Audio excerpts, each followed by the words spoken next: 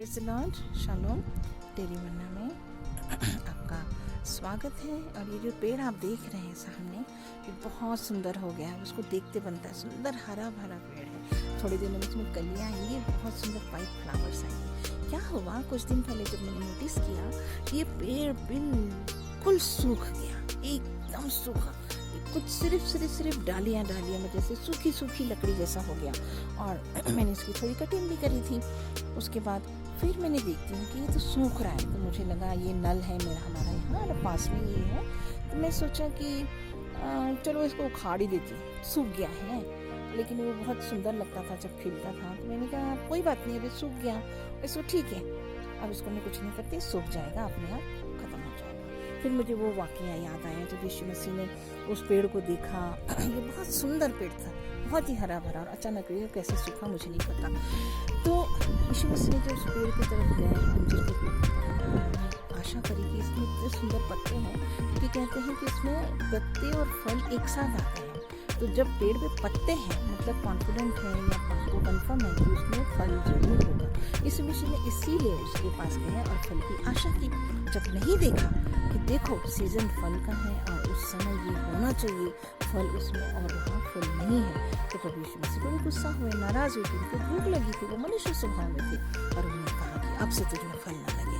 Obviously जब इंसान भूखा होता है तो क्या कर बैठता है, हमें नहीं पता। तो ये पेड़ को देख करके मुझे वो बात याद आ गई। फिर थोड़े दिनों बाद मुझे लगा ये ऐसे क्यों होगा। उस बाइबल की बात याद करते हुए थोड़े दिन मैंने आई, थोड़ी सूखी डंडियाँ उसकी काटी छाटी, मैंने थोड़ा यहीं से पानी थोड़ा डाला। मैंने कहा नहीं यार, रहने दो इसको, थोड़े दिन हो जाएगा तो अच्छी बात है, रखेंगे।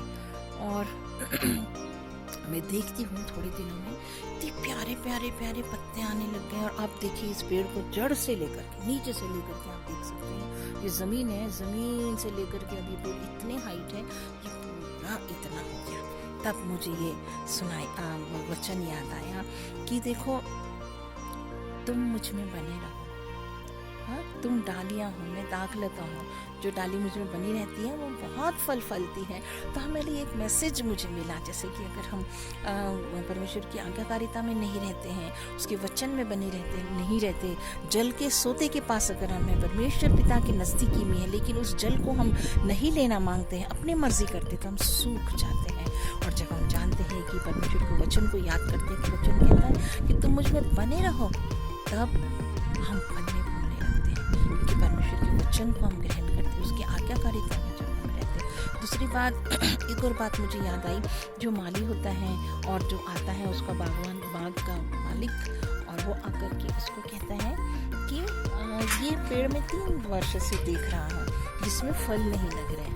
अब ऐसा कर, बहुत हो गया, अब कुल्हाड़ा पेड़ के पास रखा है, इसे काट ढाल और उसे हटा दे। लेकिन वो माली जो है वो उसको रिक्वेस्ट करता है कि अभी 1 साल और रहने दे, मैं इसमें खाद डालूंगा, पानी डालूंगा, इसकी देखभाल करूंगा।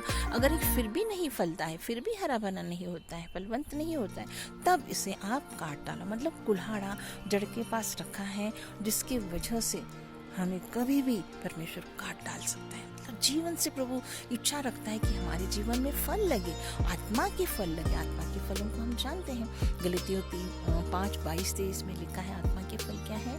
प्रेम, आनंद, शांति, धीरज, नम्रता, कृपा, संयम।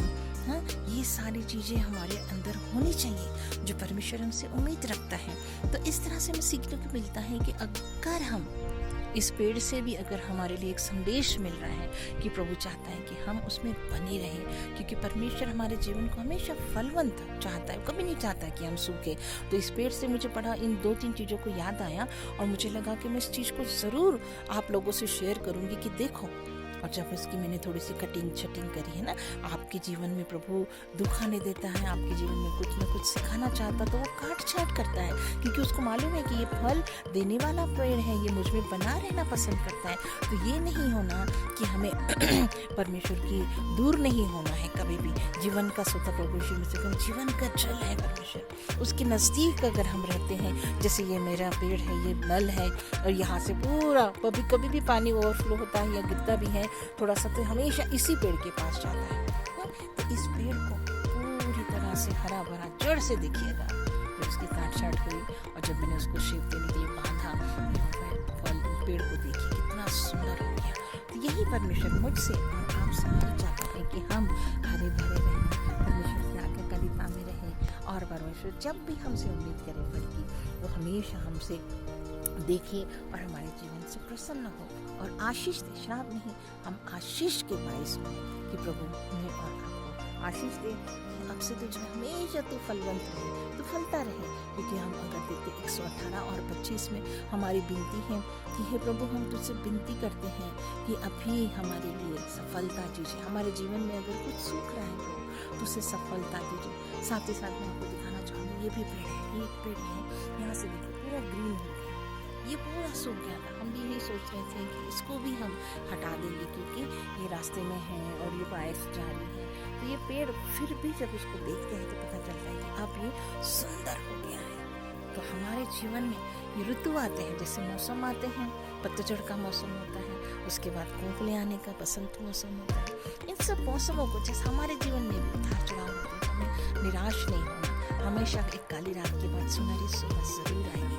और परमेश्वर हम सबको इस पेड़ की इस वीडियो से मैं आप सबको यही संदेश देना चाहती हूँ कि जब भी परमेश्वर का वचन हमारे पास है, जो जीवन की रोटी जो यीशु मसीह है, वो हमें सिखाना चाहता है कि हम फलवंत बने रहें, हम प्रभु में बने रहें। अन्यथा कुल्हाड़ा पेड़ के जड़ के पास रखा है, जो कभी भी हमें काट सकता है। वो जो मध्यस्थता की प्रार्थना करी उस माली ने परमेश्वर पिता से, जैसे मालिक से और पिता परमेश्वर से कहा कि 1 साल इसे और रहने दें। इसी तरह प्रभु हमारे जीवन में मौके देता है ताकि हम हमारे जीवन से प्रभु को आदर मिले, महिमा मिले। और प्रभु चाहता है कि हम 1 साल और 2023 मुझको और आपको परमेश्वर ने दिया है कि हम फलवंत बने रहें, आज्ञाकारिता में रहें और हरे भरे रहें कर परमेश्वर की महिमा करें। इस वचन के द्वारा प्रभु आपको और मुझको आशीष दे।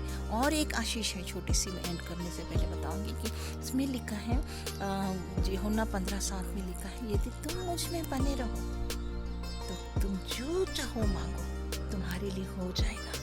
यस, ये सुंदर आशीष एक और ऐड करता है, बने रहने की आशीष, कि जब हम परमेश्वर से कुछ भी मांगेंगे वो हमारे लिए जरूर देगा। प्रभु यीशु मसीह पिता परमेश्वर से मध्यस्थता की प्रार्थना करता है कि इसे रहने दे, इसे इस 2023 में मौका देता हूँ कि ये मेरे पीछे चलेगा, मुझ में बना रहेगा, बहुतों के लिए छायाकार, आशीषकार, फलवंत बनेगा और लोग मेरे इस बेटे और बेटी के जीवन से फल देखेंगे और मेरी महिमा करेंगे। प्रभु आप सबको इस वीडियो के द्वारा, इसके द्वारा आप सबको आशीष दे।